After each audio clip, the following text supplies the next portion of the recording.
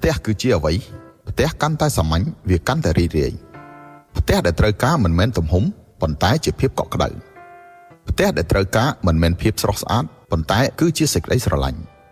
ផ្ទះដែលត្រូវការមិនមែនភាពសម្បូរបែបប៉ុន្តែគឺជាភាពចុះសម្រុងគ្នាអ្វីដែលសំខាន់បំផុតក្នុងផ្ទះគឺមិនមែនជាជីវិតហឺហានោះទេប៉ុន្តែជាគ្រួសារដែលស្មោះត្រង់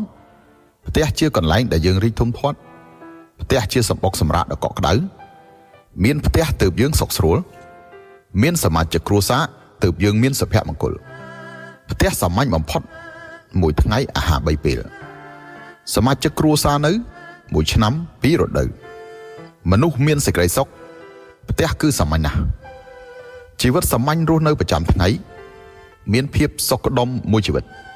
ផ្ទះមិនមែនជាទីលានប្រយុទ្ធមិនត្រូវការឆ្លោះវាយបែកក្បាលហូរឈាមផ្ទះមិនមែនជាកាស៊ីណូលបែងស៊ីសងមិនចាំបាច់វែកញែកអ្នកឈ្នះចាញ់ផ្ទះគឺជាកំពង់ផែនៃសេចក្តីស្រឡាញ់ផ្ទះគឺមានសេចក្តីស្រឡាញ់ផ្ទះគឺជាទីពឹងផ្អែករបស់ជីវិតយើងមនុស្សមានផ្ទះទើបមិនរសាត់អណ្ដែតមានអ្នកផ្ទះកំដរទើបមិនឯកាផ្ទះគឺជាកំពង់ផែដ៏កក់ក្ដៅទោះបីជាអ្នកនៅទីណាក៏ដោយគឺចាំអ្នកត្រឡប់មកវិញដោយមិនផ្លាស់ប្ដូរផ្ទះជាកន្លែងដែលស្ងប់ចិត្តទោះបីជាអ្នកអស់កម្លាំងប៉ុណ្ណាវានឹងស្វាគមន៍ដោយស្នាមញញឹមដើម្បីជួយដោះស្រាយបញ្ហាឲ្យអ្នកផ្ទះគឺជាទ្រព្យរួមរបស់ប្តីប្រពន្ធមានបញ្ជីផ្អែមល្វីងជូរចត់មានកិច្ចសន្យានៃសម្បត្តិគឺមនុស្សពីរនាក់ត្បាញលំយោលនៃសេចក្តីស្រឡាញ់ពួកយើងសុទ្ធតែមានផ្ទះមួយនៅផ្ទះសុទ្ធតែមានមនុស្សដែលស្រឡាញ់យើងបំផុតនិងមនុស្សដែលយើងស្រឡាញ់បំផុតអាចរស់នៅជាមួយពួកគាត់បានគឺជាពរជ័យដែលទទួលបានពីជាតិមុន